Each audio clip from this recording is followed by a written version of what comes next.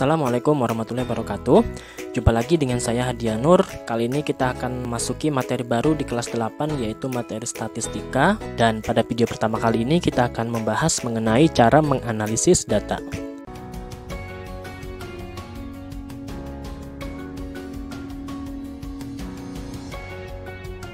Contoh soal yang pertama, tabel berikut menunjukkan hasil pengukuran tinggi badan siswa kelas 8.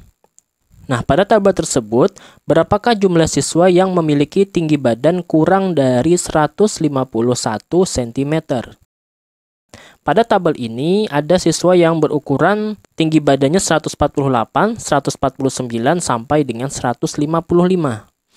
Jadi, tinggi badan yang kurang dari 151 itu dalam tabel ini ada 3 macam, yaitu yang ukurannya 150, 149, dan 148.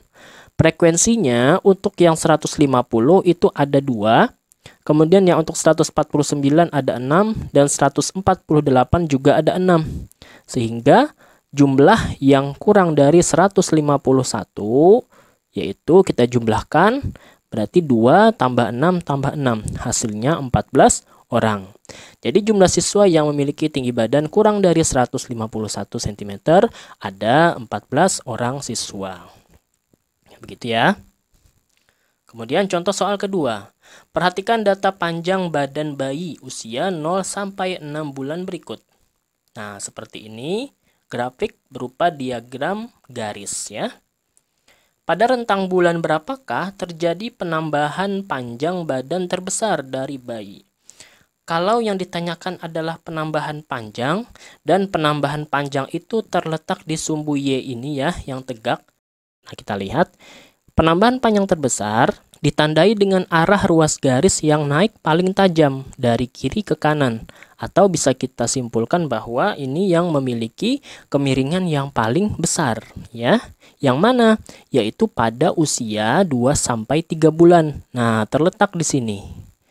Ya.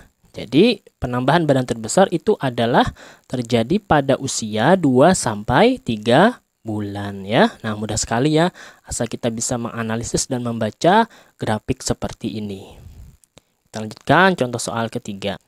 Diagram batang berikut menunjukkan tinggi badan 5 siswa, yaitu Beni, Budi, Bowo, Bento, dan Bima. Tapi di sini nggak tahu yang mana yang merupakan tinggi Beni, Budi, Bowo, nggak tahu kita yang mana. Yang jelas ini adalah tinggi badan kelima siswa. Di antara 5 siswa tersebut, Beni paling tinggi dan Budi paling pendek. Bowo lebih tinggi daripada Bento. Tinggi badan Bima di antara Bowo dan Bento. Tentukanlah tinggi masing-masing anak tersebut. Nah, ini kita harus benar-benar bisa menganalisis data berupa diagram batang tersebut. Caranya, pertama kalimat Beni paling tinggi. Berarti yang paling tinggi itu berapa? 174. Nah, berarti ini adalah tinggi Beni. Kemudian Budi adalah yang paling pendek. Yang paling pendek yang mana? Berarti yang 152 ya. Kemudian kalimat berikutnya, Bowo lebih tinggi daripada Bento. Nah, kita teruskan seperti ini dulu. Lalu tinggi Bima di antara Bowo dan Bento. Berarti Bima di antara Bowo dan Bento. Kenapa Bentonya di sebelah kiri? Karena tadi kalimatnya Bowo lebih tinggi daripada Bento ya. Sehingga Bento di sebelah sini paling kecil. Kemudian Bima baru yang paling besar, yaitu Bowo.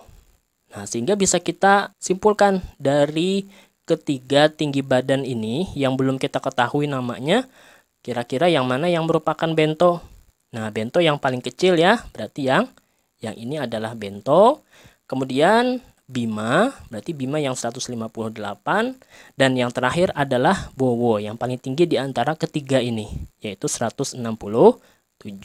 Nah, terjawablah tinggi masing-masing anak, yaitu tinggi Beni 174, kemudian Budi 152, Bowo 167, Bento 155, dan Bima 158 cm.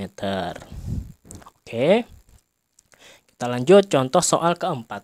Diagram di bawah ini menunjukkan kegemaran sekelompok anak terhadap pelajaran di sekolah. Nah, seperti ini diagram lingkarannya. Ada mata pelajaran bahasa Inggris yang berwarna hijau, kemudian IPS yang berwarna biru, kemudian IPA yang berwarna jingga, dan matematika yang berwarna merah.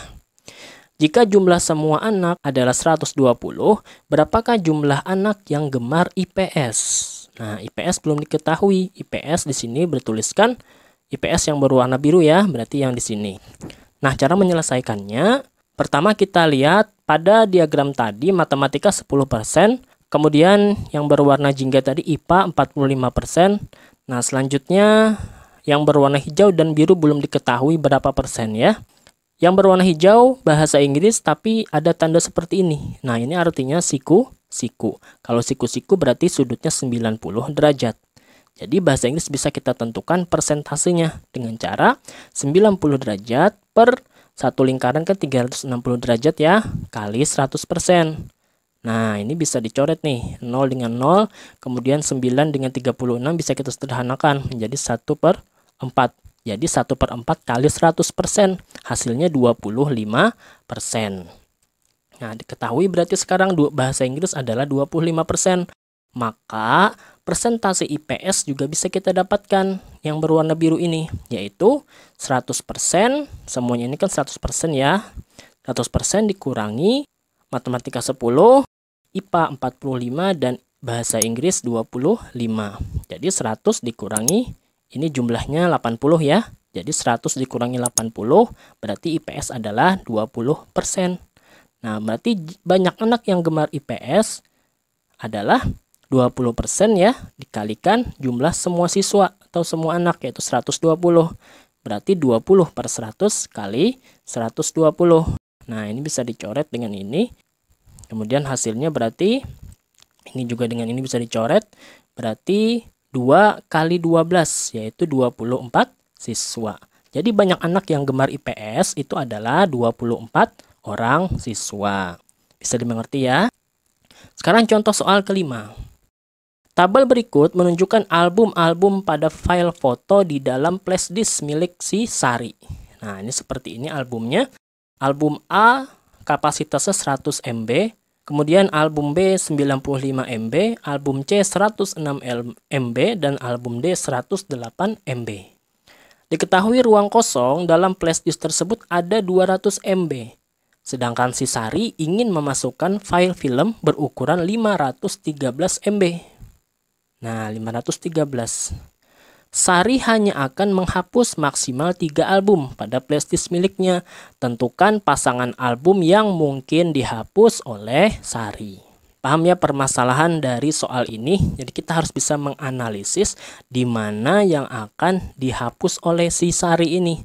Karena Sari mau memasukkan film sebesar 513 MB. Sedangkan yang kosongnya cuma 200 MB. Caranya, yang pertama, ruang kosongnya kan 200.